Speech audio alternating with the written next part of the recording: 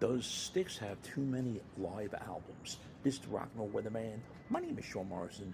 I'm gonna bring this subject up because I was doing a video about Foreigner having the most recently released album that's live out, that was released, called Live in London, and one of the guys responded to me and said, well, Styx has a lot of live albums, and I'm going to get that in a second.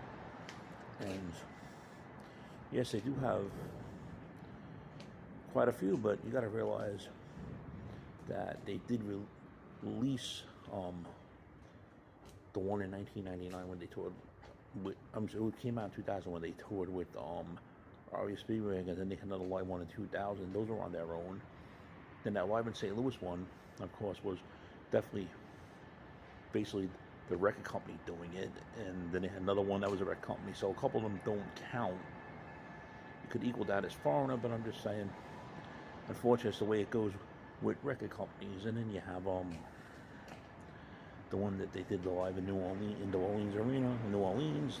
That was their own, and I don't think there was any live albums after that. It was a live DVD. Of course, bands do release a lot of live records on their own, but you know, nothing wrong with the Styx World live album.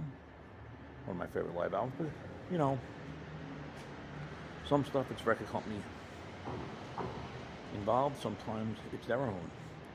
Of course, Return to Paradise was of course a deal with CMC International Records, and they used to sign bands sometimes to like a studio album and a live album, and that followed with Sanctuary. You know, the way it is in the music business. And you know, but Foreigner just honestly is way out of control.